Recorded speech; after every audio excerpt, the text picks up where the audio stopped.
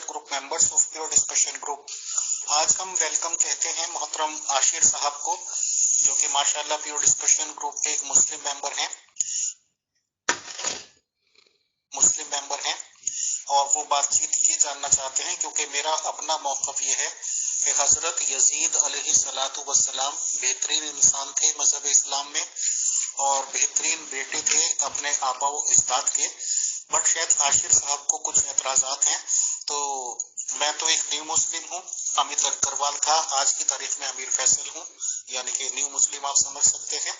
तो आशिर साहब प्लीज आप ये बताएं कि मुसलमानों में आप किस फिरके से ताल्लुक रखते हैं, आपका फिरका क्या था और माशाल्लाह खुदा के फजल से आपने किस फिरके के पेरेंट्स में बर्थ ली है सर, बताएं, शुक्रिया। जी, अस्सलाम वालेकुम रहमतुल्लाहि व बरकातहू। बुनियादी तौर पर मेरा ताल्लुक देवबंदियत से, और देवबंद में भी हयाती ममाती की तरफ से थोड़ी बहुत मामलात हो जाते हैं, यानी कि मजीद आगे टुकड़े हो जाते हैं, उसमें भी हम ममाती कहलाते थे। वो भी किन लोग कहते हैं अगर आप पूछेंगे तो बता दूंगा, लेकिन मेरा शुरू से ताल्लुक था पढ़ाई की तरफ। मैं किताबें पढ़ता था, लोगों से मिलना जुलना और फिरका विराना ताल्लुक किसी से भी नहीं था मेरा। तो मैंने 12 कर ली थी और मुझे अपने फिरके का इल्म नहीं था। मैं कुरान पढ़ता था, अहादीस पढ़ता था, किताबें पढ़ता था, जो मौलाना मौदूदी की हो, गामदी साहब की वीडियोस, जाकिर नाइक साहब की वीडियोस देखता था, लेकिन फिरका मसलक बात ही नहीं करते। ये तो ज़ाहिरी बात है, ना जाकिर नाइक इस बारे में बात करते, ना गामदी साहब, और इन दो को ही मैं सुनता था। तो अल्हम्दुलिल्लाह 12 करने के बाद मुझको पता चला था कि मैं देवबंद हूँ और मैं इसको किसी किस्म की तरजीह नहीं देता। दूसरी बात, आपसे मैं सवाल कर लेता हूँ। जाहिर बात है आपने अपना मुकदमा खुद ही रख दिया बीच में कि किस मामले पे बात करनी है। सबसे पहली बात तो ये है कि आपका नॉलेज हासिल करने का जो सोर्स है वो क्या है। मतलब आप एक इंसान को सही साबित करना चाहते हैं, किसी को आप गलत समझते हैं, जैसे कि आप तंज करते हैं किसी टाइम मोहम्मद सल्लल्लाहु अलैहि वसल्लम को अच्छा इंसान क्यों मानते हैं, आप अक्सर मेरे से यही बात करते हैं। दूसरी तरफ इसी उम्मत का जो कि यजीद भी है, मुसलमान था, मोहम्मद सल्लल्लाहु अलैहि वसल्लम को सही इंसान मानता था, नबी मानता था, सही इंसान के नबी, इंसानियत में सबसे बड़ा दर्जा नबूवत का, और लेकिन वो इसी उम्मत का सबसे बदतरीन हुक्मरान भी था, तारीख बताती है। तो आप कौन सा सोर्स समझते हैं कि है ये क्राइटेरिया मुसलमानों में जानने का कि कौन सही है कौन गलत है, इसको आप किस नजरिए पे परखते हैं? मोहतरम आशिर साहब, मैं पेशे से एक वकील हूँ और कोर्ट में केसेस आते रहते हैं। अगर कोई मर्डरर भी आएगा, कोई कत्ल जिसने किया होगा वो केस आएगा, या किसी ने रेप किया हो, किसी की असमत दरी की हो, या कोई भी किसी तरह का मुलजिम आएगा, तो हम सबसे पहले इस बात पे पूरी तरह से फोकस करते हैं कि उसका शजराए हसब नसब क्या है, या इंग्लिश में कह लीजिए कि उसका बैकग्राउंड क्या है। तो हजरत यजीद अलैहिस्सलाम के रिगार्डिंग जाहिर सी बात है कि जब हम ये देखेंगे कि उनका शजराए हसब नसब क्या है, तो माशाल्लाह बहुत ही शरीफुन नफ्स खानदान में उन्होंने पैदाइश ली है। उनके दादा हजरत सुफियान अलैहिस्सलातु वस्सलाम थे, उनके फादर हजरत अबू मुआविया अलैहिस्सलातु वस्सलाम हैं। उनकी जो दादा की मतलब बीवी हुई वो हिंदा अलैहिस्सलातु वस्सलाम है, और उनकी एक फूफी भी थी, उनका मुझे नाम फिलहाल याद नहीं है, उनसे रसूल इस्लाम प्रॉफिट ऑफ इस्लाम ने शादी की थी। ये उनका शजरा हसब नसब है। तो जाहिर सी बात है कि शरीफों के फैमिली में पैदा हुए तो शरीफुल नफ्स होंगे, ये हमारा क्राइटेरिया है। अस्सलाम वालेकुम व रहमतुल्लाहि व बरकातहू। पहले मैं बोलता रहा, या रिकॉर्डिंग ही नहीं ऑन की जो इतनी देर हो गई। जी जनाब, देखिए जो आपने हसब नसब की बात की है वो तो नामुनासिब क्राइटेरिया है किसी भी शख्सियत को जांचने का। असल क्राइटेरिया तो उसका अपना करैक्टर होता है कि उसने किस तरह से मामलात किए जिंदगी में, उसको एक चीज मिली थी, उसने उसका इस्तेमाल कैसे किया। तो आप सल्लल्लाहु अलैहि वसल्लम ने एक जमाना तबलीग की मक्का में, मदीने में, लेकिन हजरत माविया के वालिद और यजीद के दादा जो थे उन्होंने ईमान को कबूल ना किया उस वक्त तक जब तक के मजबूरी ना बन पाई। फिर जाके अबू सुफियान ने ईमान कबूल किया। हजरत माविया भी छोटे जरूर थे لیکن چھوٹے بھی ایمان لا رہے تھے، غلام بھی ایمان لا رہے تھے، کیونکہ حضرت معاویہ پیدا ہوئے تھے دعوی نبوت سے 4 سال پہلے، تو ان کی عمر 20 سال تو ہو گئی تھی کم از کم، 23 سال کی دعوت، 27 سال عمر ہونی چاہیے، تو اس عمر میں 9 عمر ہو جاتا ہے، ایمان لے آنا چاہیے۔ دوسری بات، حضرت معاویہ کی والدہ کا ہندا نام تھا، حضرت معاویہ نے ایک عیسائی عورت سے شادی کی تھی جس سے یزید پیدا ہوا تھا، اور یزید کو حکمرانی ملی تھی، لیکن اس نے کیا کیا تھا؟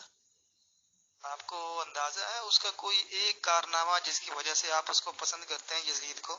تو بتا دیں مجھ کو، آپ کی کیا بنیاد ہے اس کو پسند کرنے کی؟ حسب نسب تو ہو گیا، وہ تو آپ سمجھتے ہیں اس کا حسب نسب اچھا تھا، جبکہ وہ اسلامی خاندان میں بدترین تھا۔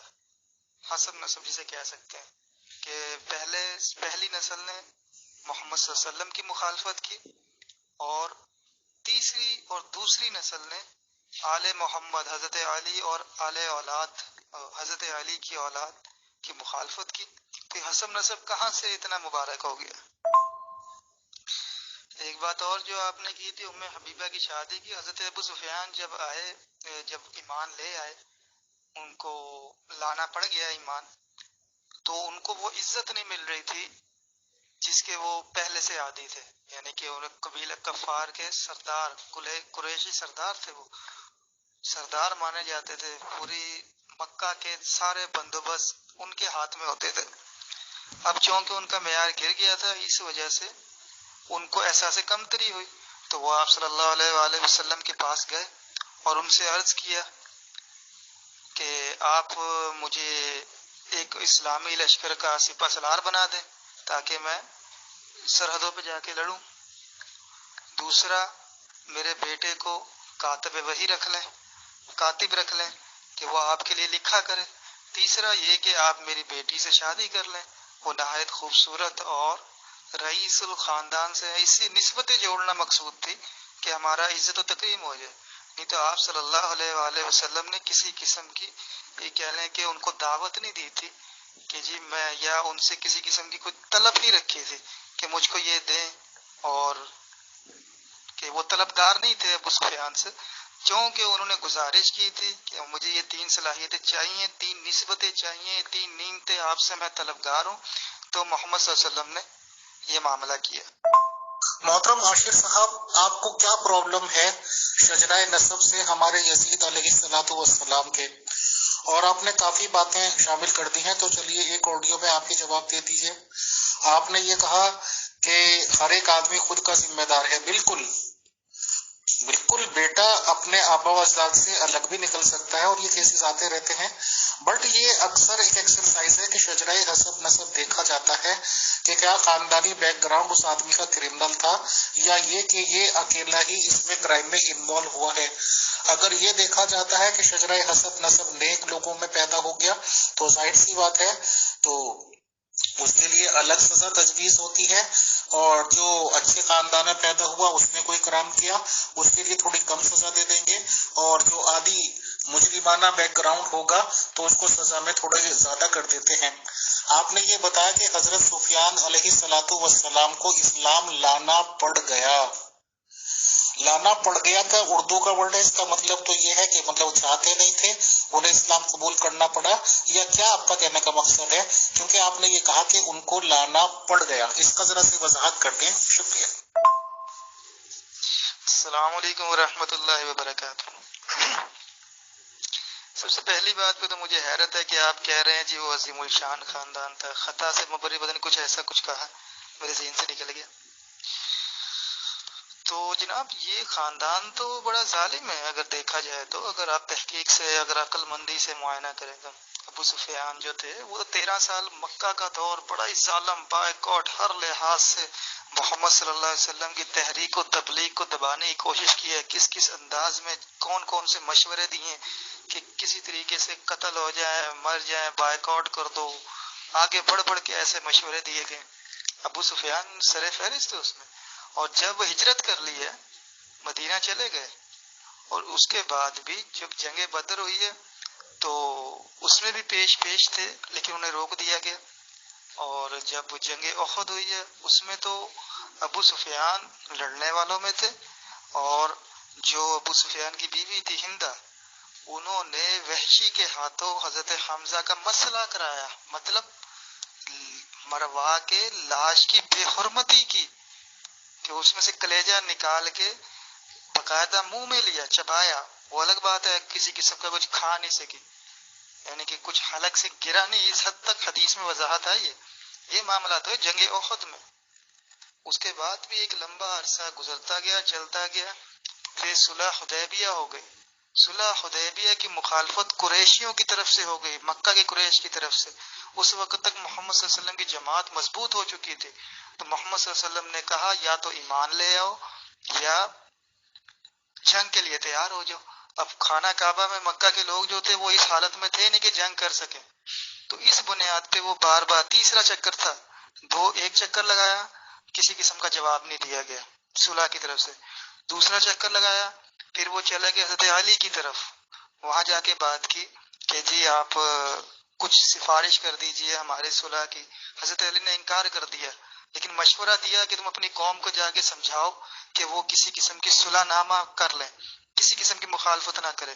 اس کے بعد جب تیسری دفعہ جب آئے ہیں ابو سفیان، اس پر انہیں یہ شرط دی گئی کہ بس ٹھیک ہے، ایمان قبول کرو اور امن سے رہو، کسی قسم کی قتل و غارت نہیں ہوگی. اس پر وہ ایمان لے کر آئے تھے. اور اس میں بھی الفاظ ہیں کہ جب شہادہ لینے لگے تھے تو انہوں نے اس بات کی گواہی دی تھی کہ چلے یہ تو میں مان لیتا ہوں کہ اللہ کے علاوہ یہ پتھر جتنے بھی ہیں بت، اللہ کے علاوہ کوئی بات کے لائق نہیں، لیکن البتہ مجھے آپ کی رسالت میں کسی قسم کا شک. اس وقت بھی یہ الفاظ نکالے تھے کہ حضرت عباس نے کہا کہ تم اب بھی شک کرتے ہو کہ میں تمہاری گردن اڑا دوں. اس وقت وہ ایمان لے کر آئے تھے. اور یقینی بات ہے ان کے ایمان پہ شک نہیں ہے کہ وہ بعد میں جس طریقے سے فتوحات اتنی لمبی زندگی گزاری، حضرت ابو سفیان کے ایمان پہ کسی درجے میں شک نہیں. محترم عاشر صاحب، آپ نے جتنی بھی باتیں اس آڈیو میں کہی ہیں کہ انہوں نے لڑائی کی، انہوں نے جنگیں کی، پہلی بات تو جنگیں وغیرہ جو بھی کی ہیں وہ اس وقت کی ہیں جبکہ وہ غیر مسلم تھے. اب آپ نے جو حالات بتائے ہیں کہ حضرت علی جی نے یہ کہا، پھر عباس صاحب کا آپ نے واقعہ بتایا، آپ نے رسول اسلام صاحب کا بتایا کہ انہوں نے کہا کہ یا تو اسلام لے آؤ نہیں تو جنگ کے لیے تیار ہو جاؤ. تو ظاہر سی بات ہے کہ اس وقت تک تو ایک عظیم طاقت ہو گئی تھی رسول اسلام صاحب کے پاس، ان سے پنگا تو لینے کی ہمت نہیں تھی، اور آپ نے یہ مانا کہ وہ مسلمان ہو گئے تھے. پہلی بات تو ہم مسلمانوں کا یہ عقیدہ ہے کہ جو بھی شخص اسلام میں داخل ہو گیا، مسلمان ہو گیا، اس کے تمام گناہ معاف ہو گئے، اور وہ بالکل ایسا ہے جیسے نورائیدہ یا نیا پیدا ہوا بچہ. تو ظاہر سی بات ہے کہ ان پہ تو ہم ڈسکس نہیں کر سکتے، نہ ہمیں کرنا چاہیے. تو آپ کی باتوں سے تو ایسا لگ رہا ہے کہ حضرت سفیان علیہ السلام کو مجبوری حالات کی وجہ سے اسلام لانا پڑا اور ان کا دل اور دماغ تیار نہیں تھا. کیا آپ اس بات کو مانتے ہیں؟ تو ایک آڈیو میں بتا دیجیے کہ کیا انہوں نے مذہب اسلام اپنے دل سے قبول نہیں کیا تھا؟ اور جو آپ بتا رہے ہیں واقعات کہ ہندا علیہ الصلوۃ والسلام نے کلیجہ کھایا، تو یہ تو روایتیں موجود ہیں کہ ان کے بھائی کو اور کسی قریبی رشتہ دار کو علی جی نے مارا تھا، قتل کیا تھا. تو اگر قتل کا بدلہ اس نہایت پاک دامن عورت نے قتل سے لے لیا تو کیا برا کیا؟ آپ بتائیں گے. السلام علیکم ورحمۃ اللہ وبرکاتہ. جی بالکل جناب، آپ نے جو بات کی ہے وہ 110% بالکل درست ہے. جس نے بھی ایمان قبول کیا اس نے اس کا معاملہ ایسا ہے جیسے اس نے صاف کا کچھ بھی نہ کیا ہو، گناہوں سے پاک. لیکن یہ ایمان کی نوعیت کو بھی اس میں ملحوظ خاطر رکھے نا.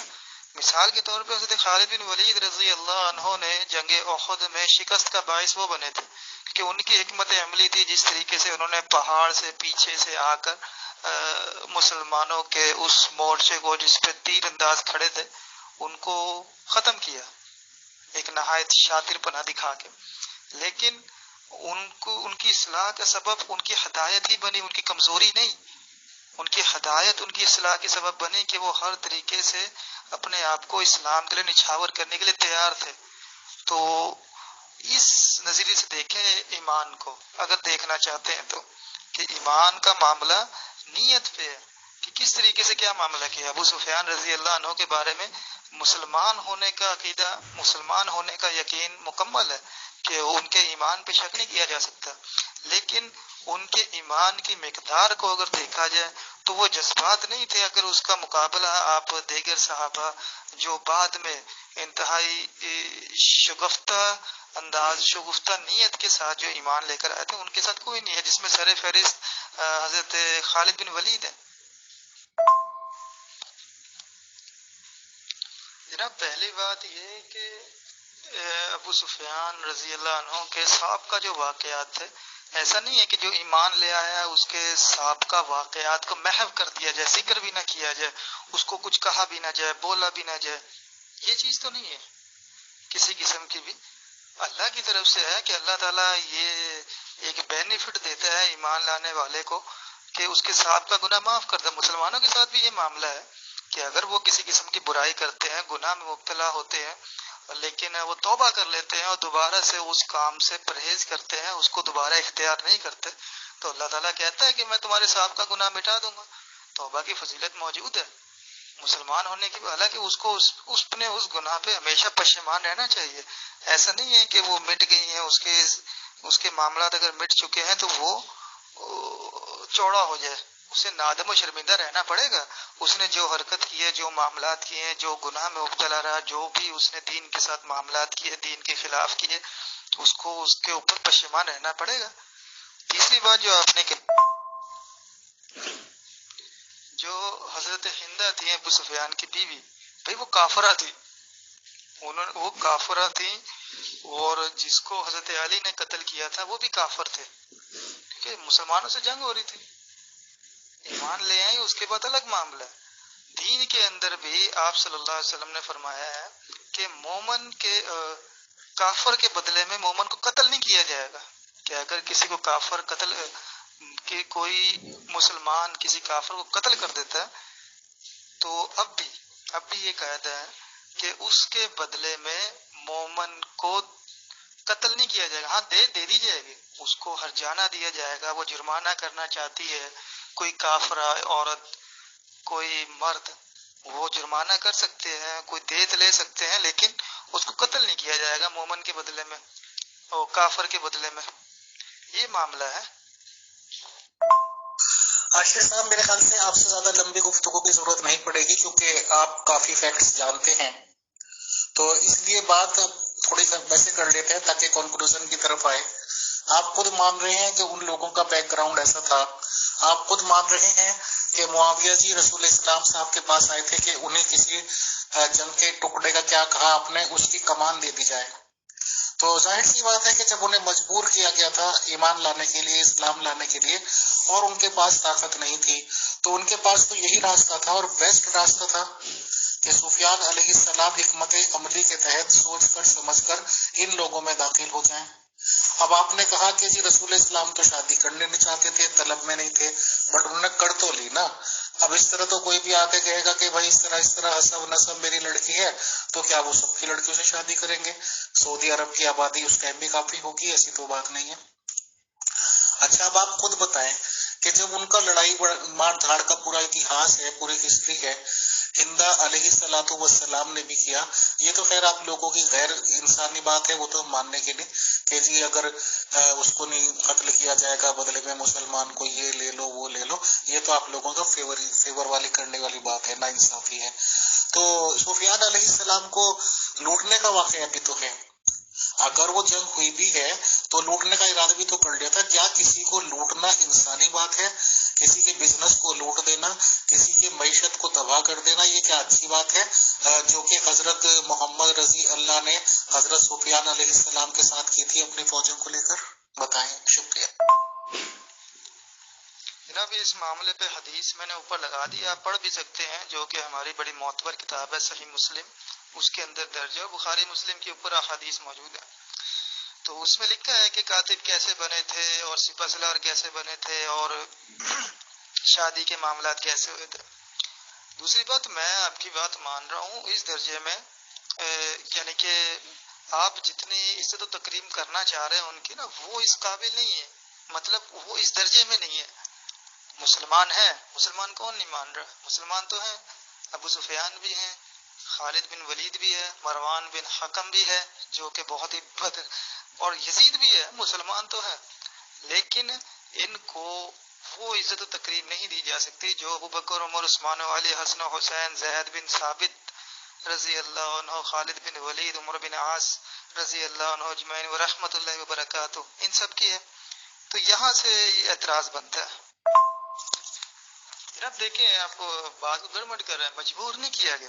اگر آپ اس کو بھی پیچھے لے کر آئے نا، جیسے کہ میں نے آپ کو بتایا تھا صلح حدیبیہ ہوئی تھی، اس کے اندر معاہدہ کیا گیا تھا، وہ کافی ساری باتیں تھیں، کچھ تجارت کو لے کے بھی تھے، کچھ اور معاملات کو بھی لے کے تھے، لیکن جو مین تھی کہ تلوار نہیں اٹھائی جائے گی کسی بھی قسم کی، کسی کے خلاف بھی، نہ اس کی خلاف ورزی ہماری طرف سے ہوگی نہ آپ کی طرف سے، صلح حدیبیہ کے موقع پہ جو صلح ہوئی تھی۔ لیکن اس صلح کے ٹوٹنے کا باعث یہ بنا تھا کہ قریش کے لوگوں میں سے کسی قبیلے نے محمد صلی اللہ علیہ وآلہ وسلم کے حامی قبیلے کی طرف نماز کی حالت میں قتل و غارت کا سلسلہ شروع کر دیا، یعنی کہ تلوار بازی، جنگ بندی چلا دی۔ ادھر محمد صلی اللہ علیہ وسلم کی حامی جماعت، کوئی قبیلہ جس نے محمد صلی اللہ علیہ وسلم کی بیعت کر رکھی تھی، وہ نماز پڑھ رہی تھی، وہ تمام جماعت، اور قریش، کفار قریش کے قبیلے نے تلوار اٹھا لی، ان کی گردنیں اڑا دی، انہیں شہید کر دیا۔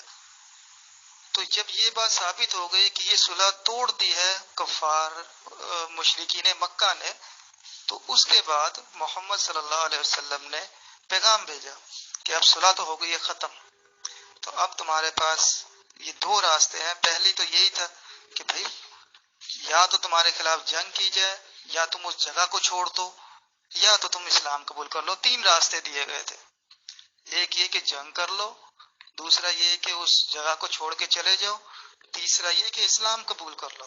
تو انہوں نے اپنی خوشی سے اس آپشن کو چنا کہ ہم اسلام قبول کر لیتے ہیں۔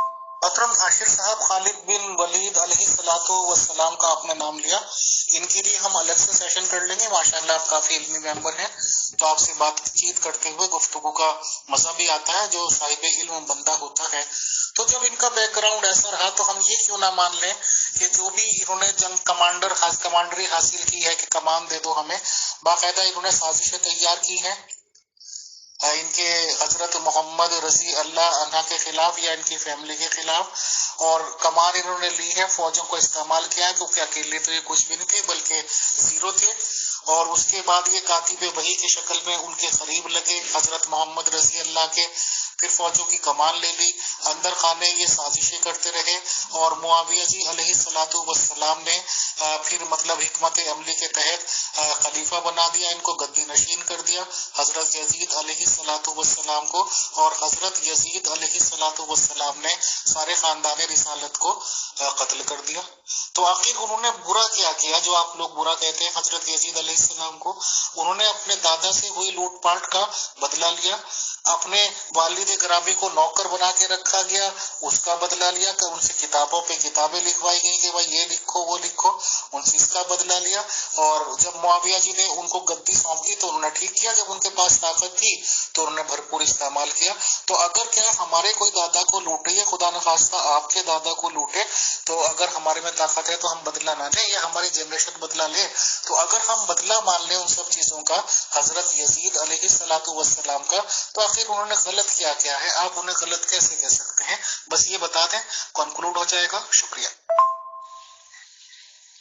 السلام علیکم ورحمۃ اللہ وبرکاتہ۔ جناب ہر انسان اپنے مذہب اور مذہب کی بنیاد پہ بات کرتا ہے۔ محمد صلی اللہ علیہ وسلم سے یہ حدیث ہم تک پہنچی ہے مسلمانوں تک کتابوں کے ذریعے سے کہ مومن کفار کے بدلے میں قتل نہیں کیا جائے گا، حالانکہ قصاص کا حکم ہے، قرآن نے ہمیں قصاص دیا، جان کے بدلے جان، یہی ہے کہ ٹانگ کے بدلے ٹانگ، کان کے بدلے کان، یہ قصاص کا حکم دیا گیا ہے قرآن کی طرف سے، انصاف پہ مبنی کہ ظلم کو روکا جائے۔ لیکن حدیث میں یہ واضح الفاظ میں آیا کہ مسلمان کو، مومن کو کفار کے بدلے میں قتل نہیں کیا جائے گا۔ یہ ایک اصولی بات ہے جو حدیث سے محمد صلی اللہ علیہ وسلم کی نسبت تک، محمد صلی اللہ علیہ وسلم کی نسبت سے ہم تک پہنچی ہے۔ دوسری بات جو آپ نے کی ہے ابو سفیان کے لشکر کی، ابو سفیان رضی اللہ عنہ کا جو لشکر تھا وہ کیوں لوٹا جا رہا تھا؟ جناب جب ہجرت کر رہے تھے نا محمد صلی اللہ علیہ وسلم مکہ سے مدینے کی صرف ہجرت پہلے تو کرنے نہیں دے رہے تھے، جان کے در پہ تھے، سارے مسلمانوں پہ ظلم و ستم ہوا ہے، کوئی چھپ کے آ رہا ہے، کس طریقے سے جا رہا ہے، کوئی کیا معاملہ کر رہا ہے، کسی نہ کسی طریقے سے کوئی پہنچا مدینہ. اور جب مدینہ پہنچے ہیں تو ظاہری بات ہے سب کچھ مکہ میں چھوڑ کے گئے تھے، انہیں کسی قسم کا سر و سامان، ان کا تمام املاک جو بھی ان کے تھے وہ سب پہ قریش نے قبضہ کر رکھا تھا. کسی ایک چیز کو بھی مسلمانوں کے حوالے نہیں کیا، نہ انہیں وہاں واپس آنے دیتے تھے، ان پہ بہت پابندیاں تھیں، ہر چیز پہ قریش کے کفار نے قبضہ کر رکھا تھا. تو پھر یہ تو بنتا تھا جب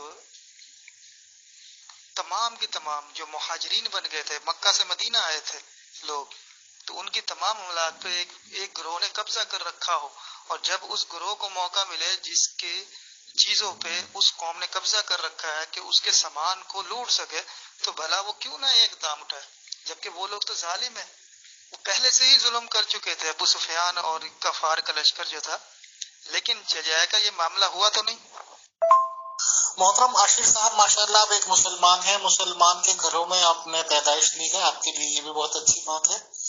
سپوز میں نے سنا ہے کہ بھائی پاکستان میں بھی کافی غیر مسلم لوگ ہیں، اگر کوئی اس طرح کا لڑکا اٹھے جو آپ لوگوں کو کہے کہ بھائی میں نبی ہوں اور نبی کا پرچار کرے، مطلب اردو میں ہوتا ہے تبلیغ کرے، آپ اسے نہیں مانتے یا اسے جھوٹا مانتے ہیں، تو آپ کا حق ہے. اگر آپ اس کے ساتھ کچھ کرتے ہیں، اس کو کہتے ہیں کہ بھئی آپ کے خاندان میں کوئی لڑکا اٹھ جائے اور آپ اس کے خلاف ہوں، آپ اس کی املاک قبضہ بھی لیں، تو بالکل آپ صحیح کر رہے ہیں کہ بھئی کہاں سے نبی، کون سا نبی. لیکن یہ کون سی انسانیت ہے کہ نبوت کا دعویٰ بھی ہے اور دوسرے کو لوٹنے کی کوشش بھی ہے. کیا دوسرے کے مال سے ہی آپ اتنی تلواریں اور توپے بندوقیں خریدیں گے کہ پھر ان تلواروں کے نوک پہ آپ لوگوں کو ڈرا ڈرا کر اپنے دھرم میں لائیں؟ کیا یہی بات نہیں ہوگی؟ حالانکہ ٹاپک بدل جائے گا کہ رسول اسلام صاحب کی ڈیتھ کے بعد فوراً بعد بہت سارے لوگ اپنے اپنے دھرم میں چلے گئے تھے، مرتد جسے آپ کہتے ہیں ہو گئے تھے، تو اس کا مطلب دل سے اسلام تھے. مجھے آپ یہ بتائیے کہ یزید علیہ السلام نے کیا غلط کیا جو انہیں برا مانتے ہیں، تاکہ بات چیت کو ہم ختم کریں آج کے لیے. باقی ہم انشاءاللہ ٹاپکس لیتے رہیں گے. نہیں جناب، حضرت ابو سفیان کی نیت پہ کسی قسم کا شک نہیں ہے. ابو سفیان مسلمان ہو گئے تھے، اور یہ بہت بڑا گیپ ہے. ہم نا تاریخ کو مٹا کے پڑھنا شروع کر دیتے ہیں، جو اوپر کی تاریخ ہوتی ہے. ابو سفیان نے جو آخر میں ہوئی تھی، میرے ذہن میں نہیں آ رہی، غزوہ احزاب ہے شاید غزوہ احزاب ہی ہے، کہ وہ آخر میں ایک جنگ ہوئی تھی، وہ مبارک جنگ تھی، اور اس میں حضرت معاویہ بھی تھے، اور حضرت معاویہ بن یزید، حضرت معاویہ کے ایک بیٹے کا نام بھی یزید تھا، وہ حضرت ابو سفیان، حضرت یزید بن ابو سفیان وہ بھی شامل تھے. تو یہ معاملات چلے ہیں، لمبا چلے، لیکن اس کے بعد تو ان کے ہاتھ میں کچھ بھی نہیں آیا. ابو بکر صدیق رضی اللہ عنہ نے 2 سال خلافت کی ہے، اور بڑی مبارک خلافت کی ہے. اس میں خاندان ابو سفیان کا کوئی بھی معاملہ شرکت میں نہیں تھا. ابو سفیان الگ تھے اور حضرت معاویہ بھی الگ تھے. ہاں، حضرت عمر رضی اللہ عنہ نے اپنے آخری دور میں حضرت معاویہ کو گورنر بنایا تھا کوفے کا. اس کے بعد حضرت عثمان نے ان کو کوفے کے گورنر پہ قائم رکھا. وہ 12 سال قائم رہے. انہوں نے اپنی ایک اور ان میں وسعت بھی دے دی کافی زیادہ. تو پھر یہ معاملہ یہاں سے پروان چڑھا کہ حضرت معاویہ کو، حضرت علی جب خلیفہ بنے تو حضرت معاویہ کو منسوخ کیا، ان کی جگہ کسی اور کو گورنر لگایا. لیکن جب ایک بندے نے ایک مقام پہ 14 سے 15 سال حکومت کی ہو تو اس کو ہٹانا آسان تو نہیں نہ ہوتا. تو بس یہی معاملہ ہوا، حضرت معاویہ کا اپنا اثر و رسوخ قائم ہو گیا تھا کوفے میں.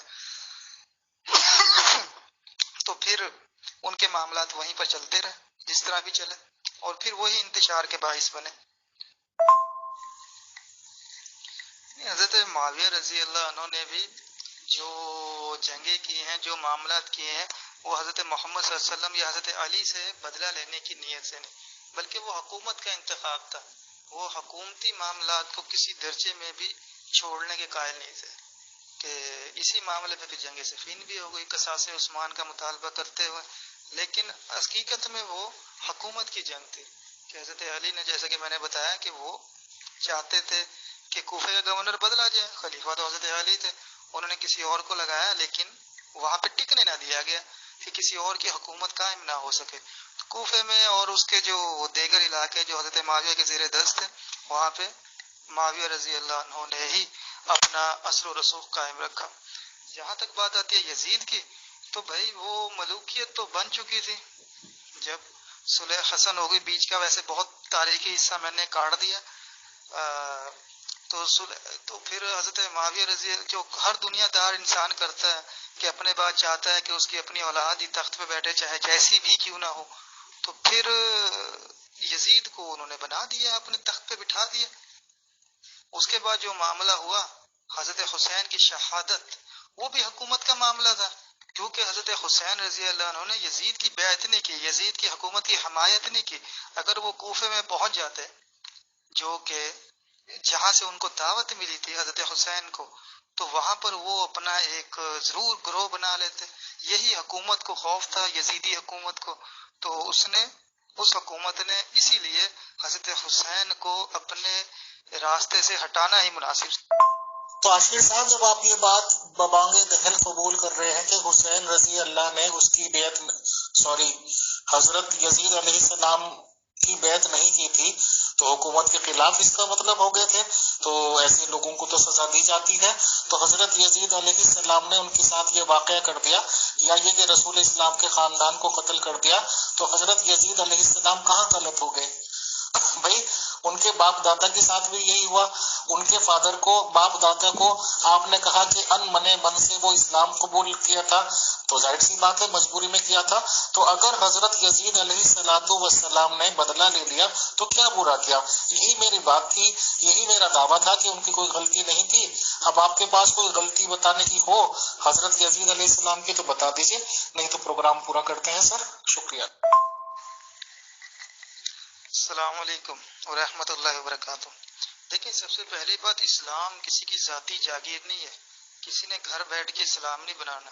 اسلام اللہ کے دین مذہب ہے, دین ہے. دین صرف اللہ کے نزدیک اسلام ہے. اللہ کی طرف سے بھیجے گئے پیغمبر کی نسبت سے ہم تک جو پہنچا ہے وہ اسلام ہے, جو کہ سابقہ انبیاء بھی یہی دین لے کر آتے رہے. ابراہیم, اسماعیل, اسحاق, یعقوب اور ان کی اولاد میں یوسف علیہ السلام, پھر عیسیٰ, موسیٰ, ہارون اور محمد صلی اللہ علیہ وآلہ وسلم تک تمام لوگ ایک ہی دین لے کر آتے رہے. اور قرآن پہ وہ مکمل ہو چکا. قرآن مکمل دین ہے ہمارے پاس جو موجود ہے.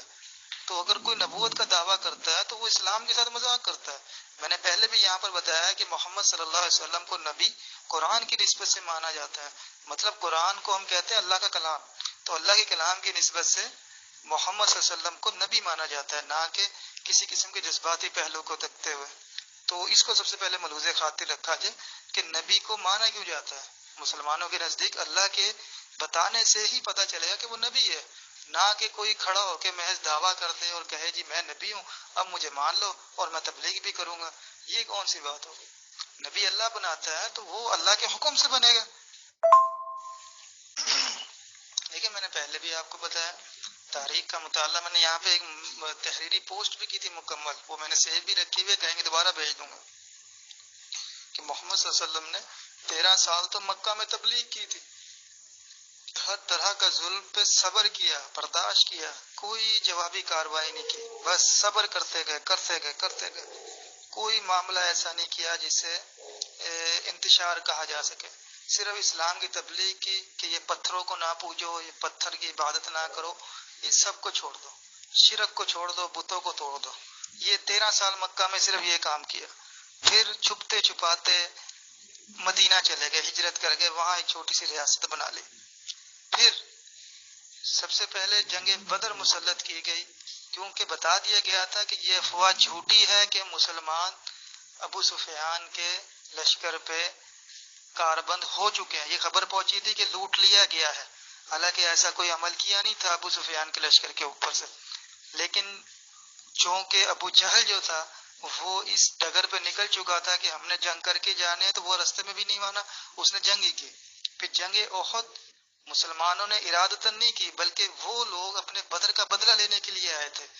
جنگ بدر میں اور جنگ احد میں ابو سفیان اور خالد بن ولید رضی اللہ عنہ.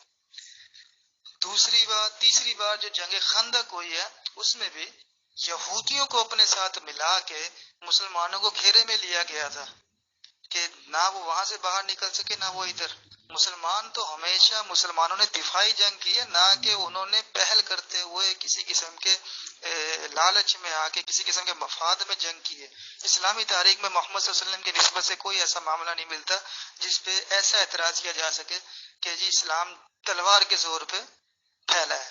اسلام نے تلوار جب بھی اٹھائی ہے دفاعی نظام کے تحت اٹھائی ہے، اور دوسرے ممالک کو بھی دعوت دی تھی جس پہ انہوں نے سرکشی کی تو انہیں اسلام میں لانے کے لیے یہ معاملہ کرنا پڑا. جناب دیکھیں محمد صلی اللہ علیہ وسلم کی زندگی میں زکوٰۃ کا ایک پروسیجر تھا کہ جو بھی ایمان لائے گا وہ اپنی آمدنی کا جو حصہ بنتا ہے زکوٰۃ کا 2.5% وہ رسول کی نسبت سے دیا جائے گا. عام مسلمانوں میں وہ تقسیم کرنا مشکل تھا. اب وہ طریقہ رائج نہیں ہے کیونکہ اب معاملات کسی خلیفہ کے سپرد نہیں ہے بلکہ خلافت کی طرز پہ اب انفرادی معاملات ہو چکے ہیں. انسان کو آزادی اور سارے احکام ہر انسان تک پہنچ چکے ہیں. لیکن اس وقت یہ سلسلہ نہیں تھا کہ زکوٰۃ کا جو طریقہ تھا وہ یہ تھا کہ خلیفہ کے پاس آمدنی کا تمام لوگوں کا رعایا کا حصہ آئے گا اور اس کو تقسیم کیا جائے گا. تو جن لوگوں نے اس کا انکار کیا اس کے خلاف خلیفہ نے جنگ کی تھی. دوسری بات جو یزید کی خلافت تھی اس پہ میں آپ کو بھیج بھی دیتا ہوں باحوالہ کہ کون سے 3 کام تھے جس کی وجہ سے وہ ہوا. اور خلیفہ جو ہوتا ہے نا وہ ہر معاملے کا ذمہ دار ہوتا ہے تمام ریاست کا کہ کیا کام چلنے ریاست میں. تو خلیفہ کے دور میں یزید کی خلافت میں جو معاملات ہوئے وہ تھے مدینے میں واقعہ حرہ عبرتناک، جس میں وہاں کی عورتوں کی عصمت دری کی گئی اور مسجد نبی میں 3 دن نماز نہیں ہوئی، وہاں پر گھوڑے باندھے گئے نعوذ باللہ. اس کے بعد خانہ کعبہ میں خانہ کعبہ کی دیوار پہ آگ لگائی گئی. تیسرا واقعہ جو سب سے بڑا ہے وہ حضرت حسین رضی اللہ عنہ کی شہادت ہے. یہ 3 واقعات ایسے بڑے ہیں جن کی نسبت کوئی ایسا واقعہ نہیں ملتا جسے کہا جا سکے کہ اس سے بڑا واقعہ بھی کوئی ہو سکتا ہے.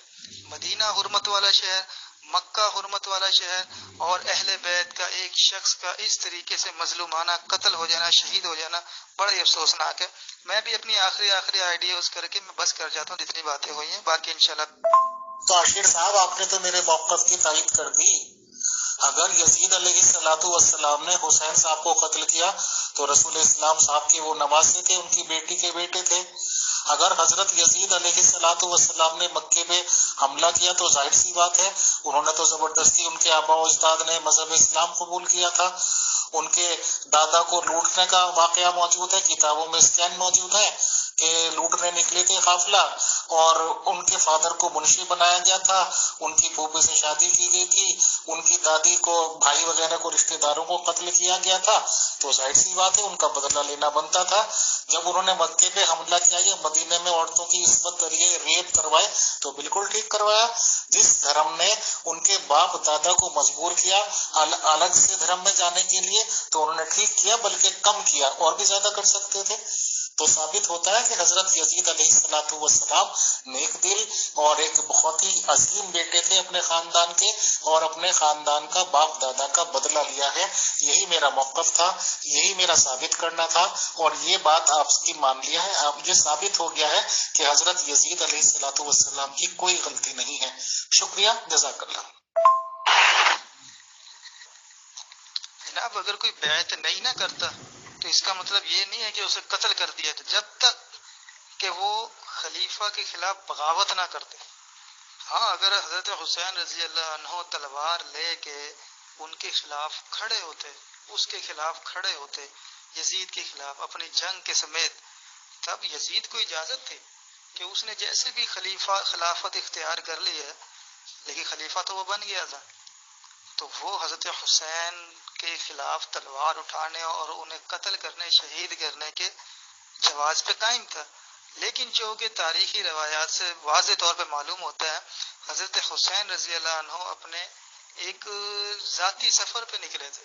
وہ کوفہ جا رہے تھے، وہ جس بھی نیت سے جیسے بھی جا رہے تھے، لیکن شہید کرنے کا اختیار نہیں تھا کہ ان کے خلاف تلوار لی جائے، انہیں قتل کیا جائے اور ایسے معاملات کیے جائیں. یہ نامناسب تھا. نامناسب نہیں بلکہ اسے تو قطعی طور پہ حرام کہا جائے گا کہ یہ معاملہ قتل کا تھا ہی نہیں، کہ اسے قتل بیعت نہ کرنا کیونکہ حضرت ابوبکر صدیق رضی اللہ عنہ خلیفہ بنے، 6 مہینے حضرت علی نے بھی بیعت نہیں کی، خاموشی سے رہے، پھر 6 مہینے بعد حضرت علی نے آگے خود بیعت کر لی، تو ایسے کون سی بات ہو گئی، کچھ بھی نہیں ہوتا۔ لیکن حضرت معاویہ رضی اللہ عنہ نے حضرت علی کی خلافت کی تھی، یعنی یہ اختلاف کیتے ہوئے مخالفت کی تھی حضرت علی کے۔ جب انہوں نے دوسرا گورنر بھیجا کوفے کا بنا کے، تو انہوں نے اس کی گورنری کو قبول کرنے کی بجائے اس کو ہٹا دیا، اس کو بھگا دیا، اسے قائم نہیں رہنے دیا، یعنی کہ اس کو جمنے نہیں دیا۔ ایک خلیفہ دوسرا گورنر بھیجا، لیکن حضرت معاویہ رضی اللہ عنہ نے قصاص عثمان کو سر فہرست رکھ کے اس کو اختلاف کی بنیاد بنا کے ایک محاذ کھڑا کر لیا، جس کی بنیاد پہ جنگ صفین ہو گئی۔ میرا 3 ہی باتیں جو میں نے پہلے ہی بتائی، یزید کے خلاف جو تھی، جس پہ تمام مسلمان سنجیدہ بھی ہیں، کہ پہلی بات مدینہ میں واقع حرہ ہوا، خانہ کعبہ کو آگ لگائی گئی اور حضرت حسین رضی اللہ عنہ کو شہید کیا گیا۔ یہ 3 کام ایسے ہیں، وہ کسی نے بھی کیا۔ اب یزید خلیفہ تھا، اب نیچے کوئی کچھ بھی کر رہا ہے، اس کا ذمہ دار یزید ہی ہے۔ یزید خلیفہ ہے جناب۔ حضرت عمر بن خطاب رضی اللہ عنہ جو اسلام کے دوسرے خلیفہ تھے، انہوں نے کہا کہ اگر کسی چوراہے میں کوئی جانور بھی کسی تکلیف کا باعث بنتا ہے نا، تو اس کا ذمہ دار بھی میں ہی ہوں۔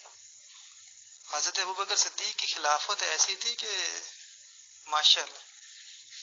باقی میں آپ کی ایک کی تفصیل کیا بتاؤں آپ کو، آپ اگر خود مطالعہ کریں تو وہ زیادہ بہتر ہے۔ ماشاءاللہ سے آپ وکیل بھی ہیں، تو آپ کو ہدایت یاب بھی ہونا چاہیے۔ اس کا کاروان لوٹا جا رہا تھا، اس کا کاروان کوئی نہیں لوٹا جا رہا تھا، یہ سب جھوٹی باتیں۔ شیبہ کو جب اس کے پاس بھیجا گیا، اس نے کہا تم لوگ اپنا کام کرو، میں تو نکلا یہاں سے۔ اگر تو اس کا کاروان لوٹنا آ رہے تھے تو 1000 بندہ جو ساتھ اس کے آ رہا تھا وہ اس کو آگے دفاع کر لیتا ساتھ مل کے۔ پہلی بات۔ دوسری بات یہ ہے کہ آپ یہ کہنا چاہ رہے ہیں کہ اگر امام حسین تلوار نیام اٹھ کھڑے ہوتے یزید کے خلاف، تو یزید برحق خلیفہ ہوتا اور اس کو امام حسین باغی ہوتے، اب یہ کہنا چاہ رہے ہیں؟ اور یزید کون سا خلیفہ ہے جی؟ مجھے ذرا یہ سمجھا دیں۔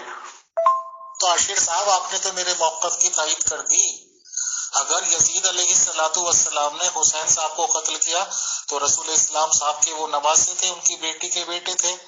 اگر حضرت یزید علیہ السلام نے مکے پہ حملہ کیا تو ظاہر سی بات ہے انہوں نے تو زبردستی، ان کے آبا و اجداد نے مذہب اسلام قبول کیا تھا۔ ان کے دادا کو لوٹنے کا واقعہ موجود ہے، کتابوں میں اسکین موجود ہے کہ لوٹنے نکلے تھے قافلہ، اور ان کے فادر کو منشی بنایا گیا تھا، ان کی پھوپھی سے شادی کی گئی تھی، ان کی دادی کو، بھائی وغیرہ کو، رشتہ داروں کو قتل کیا گیا تھا، تو ظاہر سی بات ہے ان کا بدلہ لینا بنتا تھا۔ جب انہوں نے مکے پہ حملہ کیا یا مدینے میں عورتوں کی عصمت ذریعے ریپ کروائے تو بالکل ٹھیک کروایا۔ جس دھرم نے ان کے باپ دادا کو مجبور کیا الگ سے دھرم میں جانے کے لیے تو انہوں نے ٹھیک کیا، بلکہ کم کیا، اور بھی زیادہ کر سکتے تھے۔ تو ثابت ہوتا ہے کہ حضرت یزید علیہ السلام نیک دل اور ایک بہت ہی عظیم بیٹے تھے اپنے خاندان کے، اور اپنے خاندان کا باپ دادا کا بدلہ لیا ہے۔ یہی میرا موقف تھا، یہی میرا ثابت کرنا تھا، اور یہ بات آپ کی مان لیا ہے۔ اب یہ ثابت ہو گیا ہے کہ حضرت یزید علیہ السلام کی کوئی غلطی نہیں ہے۔ شکریہ، جزاک اللہ۔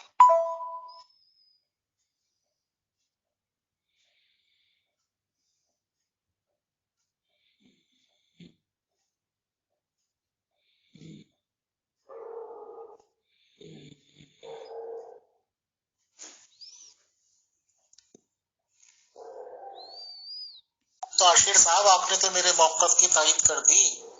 اگر یزید علیہ السلام نے حسین صاحب کو قتل کیا تو رسول اسلام صاحب کے وہ نواسے تھے، ان کی بیٹی کے بیٹے تھے۔ اگر حضرت یزید علیہ السلام نے مکے پہ حملہ کیا تو ظاہر سی بات ہے انہوں نے تو زبردستی، ان کے آبا و اجداد نے مذہب اسلام قبول کیا تھا۔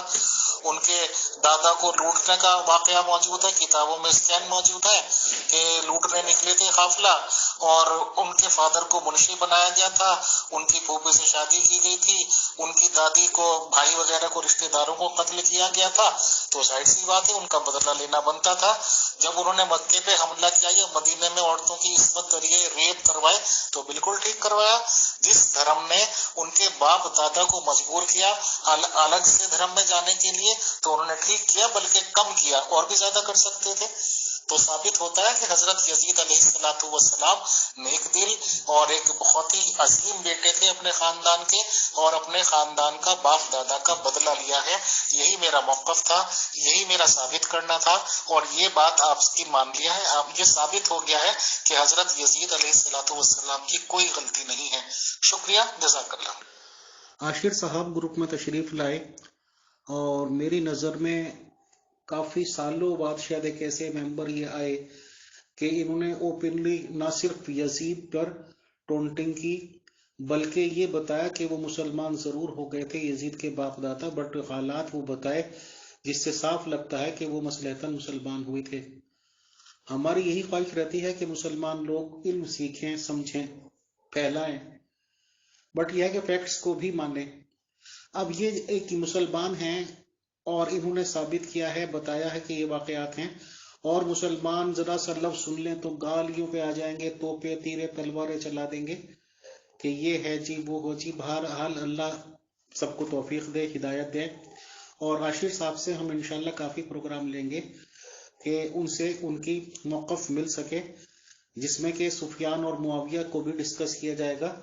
اور کمنگ سیٹرڈے کو ہم نے مفتی محمد ناصر صاحب سے فکس کر لیا ہے ٹائم کہ وہ سفیان علیہ السلام جی سے ریگارڈنگ شروع کریں گے اور ان کے بارے میں ہمیں بتائیں گے. بہرحال سب لوگوں کو اللہ تعالیٰ اپنی حفظ و امان میں رکھے، اور ہمارا علمی پروگرام یہ کارواں انشاءاللہ چلتا ہی رہے گا. بہت شکریہ، جزاک اللہ. السلام علیکم ورحمۃ اللہ.